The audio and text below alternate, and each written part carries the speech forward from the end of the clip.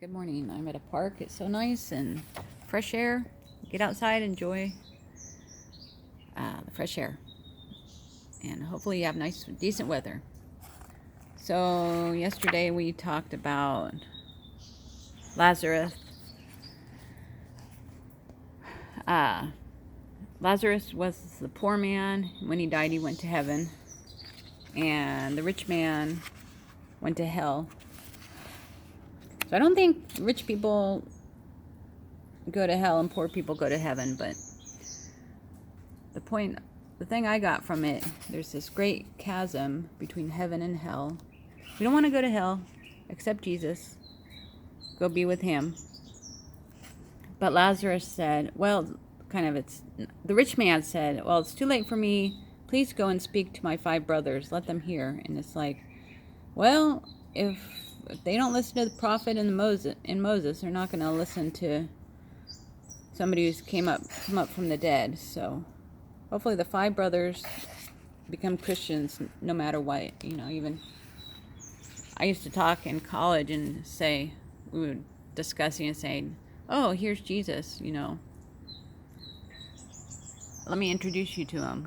And still, people wouldn't believe him. People wouldn't follow him if he was right there. So you got to have faith. Keep the faith, as a salesman told me yesterday. I said, oh, you have nice earrings. He had cross earrings. Earrings that were crosses. And I said, yeah. He said, yes, you have to keep the faith in these trying times. Let's keep the faith and keep in the word. Luke 17:33. Whoever tries to keep their life will lose it, and whoever loses their life will preserve it. So let go of your life, give it to Jesus, and you'll get it back. If you hold on to it, you're going to lose it. On that night, 2 people will be in one bed. One will be taken and the other left. 2 women will be grinding grain together. One will be taken and the other left. Luke 19:37. As he was now drawing near the descent of the Mount of Olives, the whole multitude of the disciples began to rejoice and praise God with a loud voice for all the mighty works they had seen, saying, Blessed is the King who comes in the name of the Lord. Peace in heaven and glory in the highest. Rejoice and praise, said all the disciples, for all the mighty works that they have seen. Here comes Jesus, the descent of the Mount of Olives. I need to go to Israel. I don't know what it looks like, but I drew a mountain of olives. And some of the Pharisees called to him from the crowd. Teacher, rebuke your disciples. I guess make them be quiet. Some of the Pharisees said, Teacher, rebuke your disciples. And he answered and said to them, I tell you that if these keep silent, the stones would immediately cry out. So I thought that meant children, but the disciples, maybe it's in a different version, a different gospel. But here it says the disciples called out, and Jesus says, well, if we tell them to be quiet, the stones would cry out and praise God. We all want to praise God.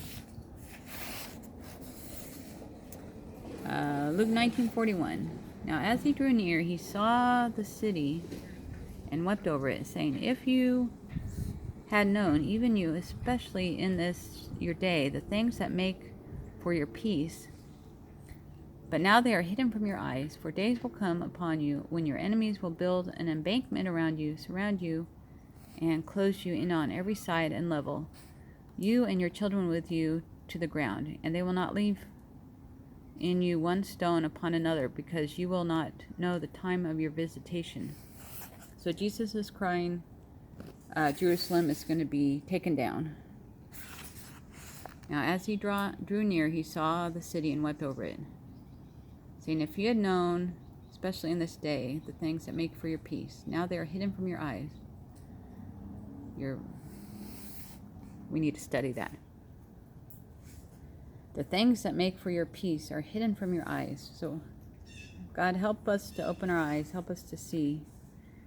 Days will come upon you when your enemies will build an embankment around